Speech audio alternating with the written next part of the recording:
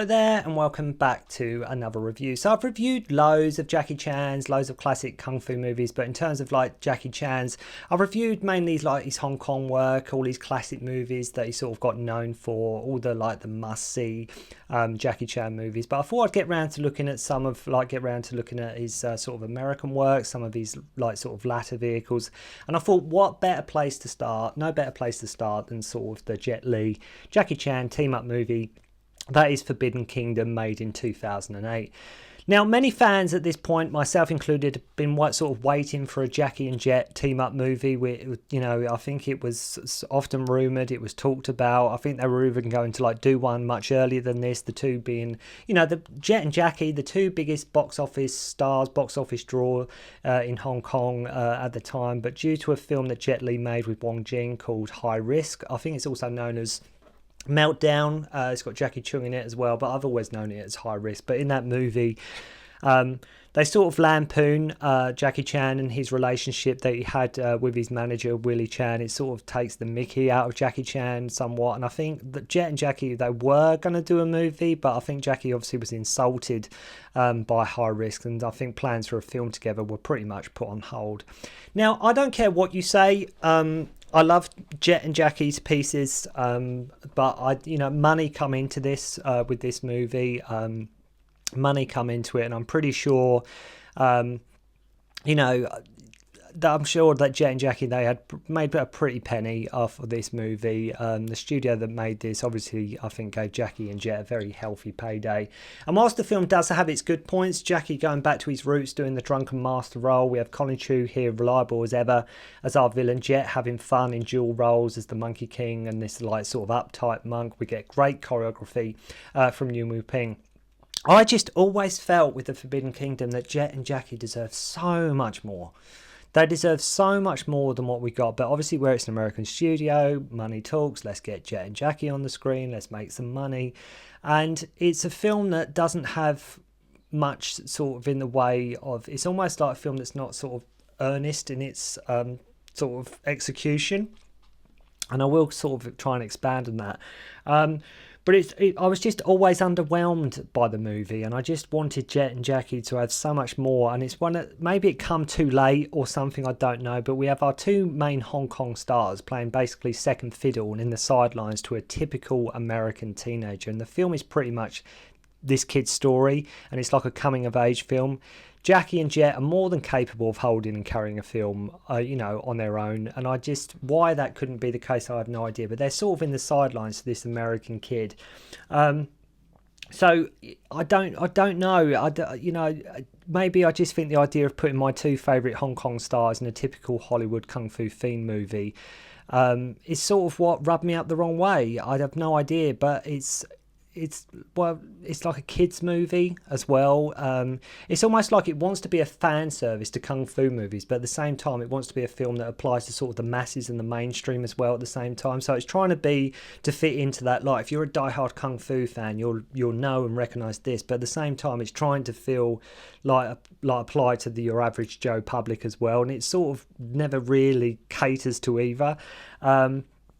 Like, let's have mentions of Shaw Brothers movies and things like that, but also let's make our protagonist your typical suburban kid who sort of has a hard time of it. We saw it in Warriors of Virtue, we saw it in Neverending Story, and we have it here. Jet Li and Jackie have to do their best, unfortunately, with what is given.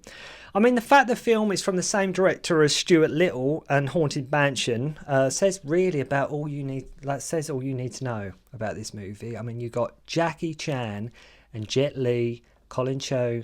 And it's like, right, well, let's get them all teamed up with the director of Stuart Little. I mean, it's at the, on the front of it, it's a Jackie Chan and Jet Li movie. I can't wait, got to see it. But it's a kids movie. It's a kids movie, and like I say, I think Jackie and Jet deserved so much more. Now, to your average moviegoer who had only seen sort of The Matrix and Crouching Tiger, this would have probably been more than enough for you. But to your hardcore kung fu fan, I just wanted more. I just wanted more from this movie. Maybe I wanted something tougher, more hard-edged, more where Jackie and Jet are front and centre. I just wanted more from two of my all-time, not just favourite Hong Kong stars, but two of my all-time favourite, action stars or just stars in general. the film that seems like this is a film that seems like it's a Chinese film, but that is basically an American film, or it's an American film that's a Chinese film. It's like, do you know what I mean? It's like it's trying to, it's sort of so American, but it's Chinese at the same time, or it's so Chinese, but it's American, and it's sort of, I had no idea, because you've got a really like sort of Asian Oriental like flavour here, but you've also got, like I say, the troubled suburban American kid, and all these things, and it's like, what is kind of movie is this? What is it trying to be? As I say, it's like it's a Chinese film that's an American film, and an American film that's a Chinese film. No idea, but like I say, it does have its moments. So I'm not against the fantasy idea and the whole journey to the West vibes. And I remember Jackie Chan saying how easy it was to work with Jet Li in regards to the fight scenes. When either of the two are on screen are fine, but I couldn't care less about Jason in this movie. I couldn't care less about this kid, Jason. He didn't even make the cover of the movie. That's all you need to know. He's not even on the cover, for God's sake, but it's sort of his story, and Jackie Chan and Jet Li are just there along for the ride. So we meet this kid, Jason Tripithecus, his name, who is like a kung fu addict, right? I do remember watching this the first time, and I remember sort of in his bedroom seeing sort of how many kung fu movie posters I could recognise that he has up on his bedroom wall. If I recall, I think he's got 36 Chambers. I think he's got Come Drink With Me's there. Legendary Weapons of China, he's got that one there, but I always remember like sort of pausing it when I watched it on TV, and I was sort of trying to recognise sort of how many sort of movies I could recognise. So I thought, watching this the first time, I thought, cool, like they're going for a hardcore kung fu type of audience here. I was like, right, I'm on board with that. I can get on board with that. But no.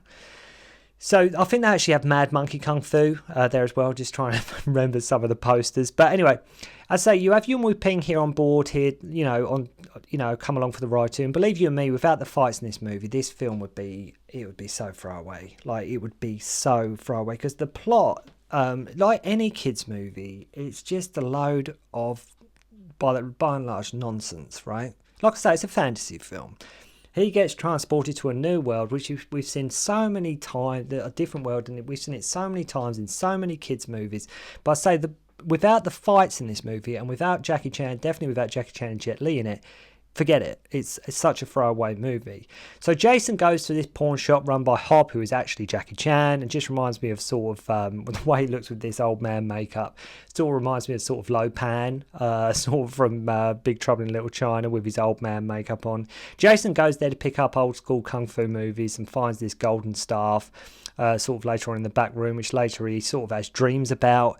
So of course he's as we know anything by these kind of kids movies, we guess what, he gets bullied, and they use, like, these bullies use Jason to get into this hop store at night.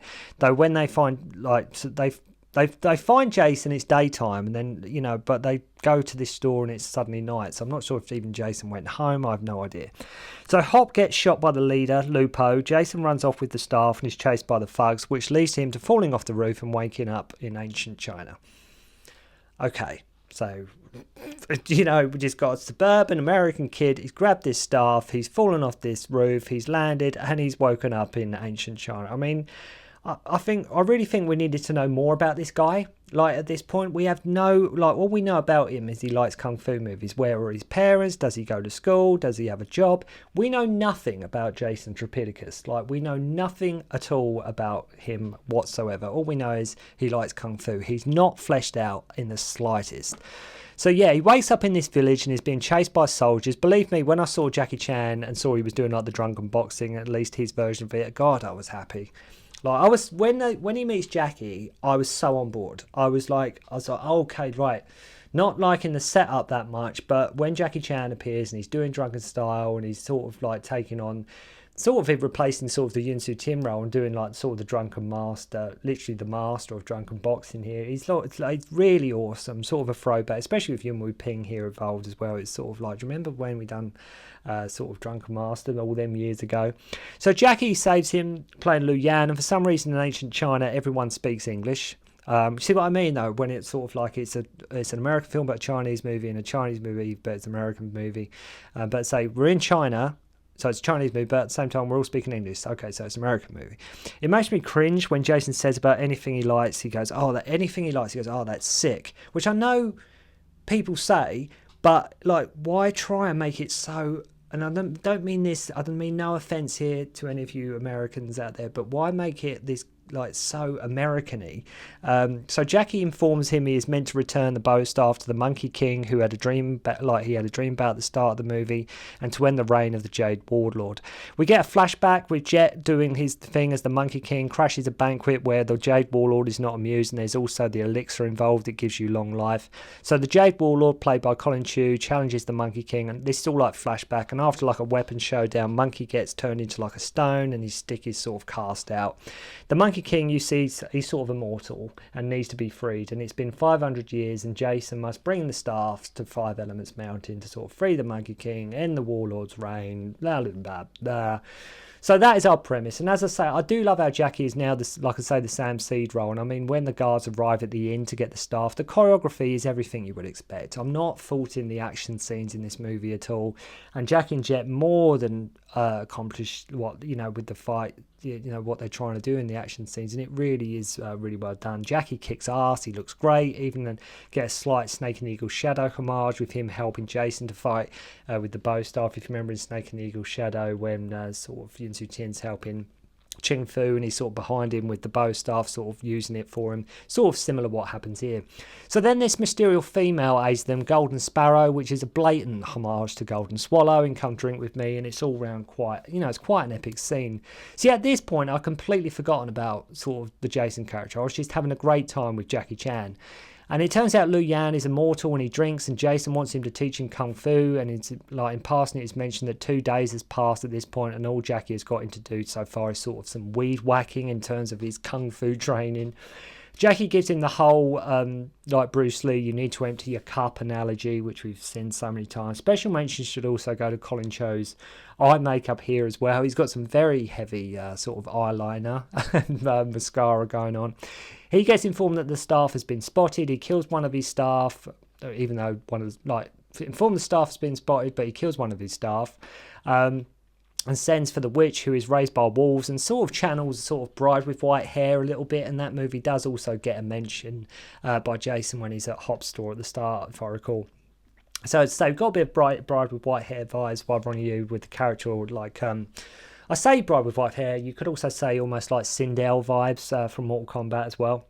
So suddenly Jet Li appears, much like Gandalf the White from Lord of the Rings, and takes the staff from them and goes to this temple where Jackie challenges him. So you think, Jackie Chan, Jet Li, we're about to have a fight, awesome. And it's great they gave them both characters more, like, they gave the, like, in terms of their fights, like, when they have a great fight, but in terms of their characters, it's great they gave both of these, like Jet and Jackie respectively, characters more in tune with their sort of style. Jet, sort of the upright monk, Jackie, sort of the rough and ready drunken fighter. Now, what is great about their fight is they mix up drunken style with wire work, and not only that, but they make sure to get as much mileage out of it as possible. Like the fact we have Jet and Jackie facing off, they make sure it's not short, they make sure we get the bang for the buck, and it's quite a cool fight scene. It's just so awesome, you know, regardless of the actual fight and what happens, it's just so cool to see Jet and Jackie sort of squaring off. We get Tiger here, we get some Mantis, and it's great stuff. So Jet wants to know the secret to the staff and joins our team as they go to fight, like our team as they go to Five Elements Mountain. Ni Chang, the witch, questions people at the inn and learns that Sparrow is with them, and it's very cringe-worthy when Jason mentions Bruce Lee to Jackie and Jet. I mean, facepalm isn't the word. When like he's mentioning Bruce Lee to Jackie Chan and Jet Li, it's like... So they begin to teach Jason. We get Golden Sparrow's backstory in that her father was a government official who opposed the warlord, and her mother hid her in a well and they set fire to her village. And Sparrow's main aim is to use like a jade dart on the warlord, and she always speaks in third person for some reason. Now, like I say, the choreography is fine, and the film for the most part has a great score, and it's got high production values as you would expect. So they cross the desert, and we get a scene where Jet Li actually sort of urinates on Jackie Chan. I do know he's Jet Li's. I know some people say Jet Li, but it goes back to sort of when I was buying VHSs back in the day, and he was Jet Li, Lee, and I've always called him Jet Li. I know some people say Li, and it probably is Li. But I've heard people say Jet Li, but I just, more often than not, I've always called him Jet Li ever since, because that's what I've been calling him since I was about 8, 9 years old. So, but yeah, he actually urinates on Jackie Chan as he wants it to rain. That really does happen. Jet urinates on Jackie Chan. For some reason now, like, Jason now has like the world's lamest ponytail going on. Ni Chang turns up and demands the staff. After like they make an escape, Jackie gets shot by one of her arrows, and for some reason none of her men have horses to chase after them. Not sure how they even got there. They don't have any horses, but they, like, Jackie and like everybody, they escape, but Ni Chang and everybody, they don't have any horses, so I have no idea how they even got there. So just so happens Jackie gets shot right by a temple monastery where they take refuge. Jackie confesses that he is not immortal, and they need to find the elixir from the Jade Palace to sort of save him. Have to love as well how Jet doesn't even really have a name in this. He is just simply the monk, and despite him telling Jason not to take the staff to the temple, Jason just goes anyway to give it to the warlord in exchange for the elixir to sort of save Jackie Chan. Jet Li tells him not to, but Jason goes anyway. So he has to fight Ni Chang for his. Ni Chang wants it as well, basically, and Jason has to sort of fight her as well. And this is when suddenly it's one of the movies, like you watch a movie and you're into it, and then it's like suddenly we're at the end, and it's like, oh, so this is all it's come to. This kid gets transported to ancient China, meets Jackie Chan, meets Jet Li. Suddenly we're at the Emperors and like the Jade Warlords, and that's it. That is it. He's got to return this staff. As I say, there's not a lot of substance to this movie. I know it's a fantasy movie. I know it's meant to be sort of for kids, but I just wanted so much more for Jackie Chan and Jet Li. I really did. So Jason's gone there anyway. He's got to fight Ni Chang. So of course Jason gets his ass handed to him, and just as he's about to get his head chopped off, Jet and Sparrow turn up and have to love lines like, I would like, I think she says something like, I will kill you, you witch, and she says something like, not if I kill you first, you orphan bitch, or something like that. So it's okay. So the monks turn up to help, who have also brought Jackie Chan along for good measure, rather than letting him rest back at the temple, because basically you couldn't have a finale to this film without Jackie Chan, so the monks bring him along. He manages to drink the elixir. Jason smashes the staff from the Monkey King statue, which sends out a shockwave, and we learn that Jet Li's monk was actually the Monkey King's sort of clone. Right. Ni Chang plummets off the mountain. Monkey King takes on the warlord, who Jason stabs with sort of one of Sparrow's darts. Really not a lot to be said about the ending. Like I say, it's just suddenly we're there, and it's just lots of fighting. The whole premise is so basic. It's like they just run out of steam at this point. They completely bring the stuff here. That's all that Jason has to do in the movie. Sparrow actually dies, which is a bit of a blow. After the abbot says he can't save her, Jason gets sent home by the abbot, blowing him away. And the goodbye, we're going back to my Return to Oz movie. You remember, at the end of that, if you've seen that, the goodbyes are really heartfelt. She's been on this journey with these people. She has long goodbyes. She's in tears. She doesn't want to leave. They want her to stay in Oz. In this movie, they're so quick. There's no long, heartfelt farewell or anything like that. He just wakes up back in the city again, just like Warriors of Virtue. Jason kicks the bully's ass in a cheesy fashion, and for some reason, Lupo, the main thug, now knows some kung fu. Hop, after being shot, says he's going to be okay. Turns out Sparrow works across the street, whatever. So she works at the shop called Golden Sparrow and sells souvenirs. And it's funny how Jason's never ever seen her before, but bearing in mind he's in Hop store all the time. And it just ends with him sort of practicing bow staff, and in a short while he's now a kung fu master. Again, that's what I hate about this movie, is his story. It's no, can we just have Jackie Chan and Jet Li could have easily carried this movie quite easily on their own. So he's now a full-fledged kung fu master. He's like Liu Kao Lang all of a sudden. He knows everything. And Jackie Chan at the end says something about finding your own truth or something like this. And okay, for Jackie and Jet effort, I just always wanted so much more. But it's still fun. It's still worth watching for the novelty of having Jet Li and Jackie Chan on screen together. But it's just got this terrible sort of plot around it with so many cliches and generic things going on. It sort of doesn't work as a kung fu movie. It doesn't really work as a kids movie. But I just felt I'd still enjoy it. Oh, it's okay, but I just felt Jet and Jackie deserves so much more. But let me know your thoughts on Forbidden Kingdom. Did you think it was worth the wait? Was it a good team up between Jackie and Jet? And let me know. So thank you very much indeed for watching. Hope you enjoyed the review. And I'll see you again soon. Don't concentrate on the finger or you will miss all that heavenly glory.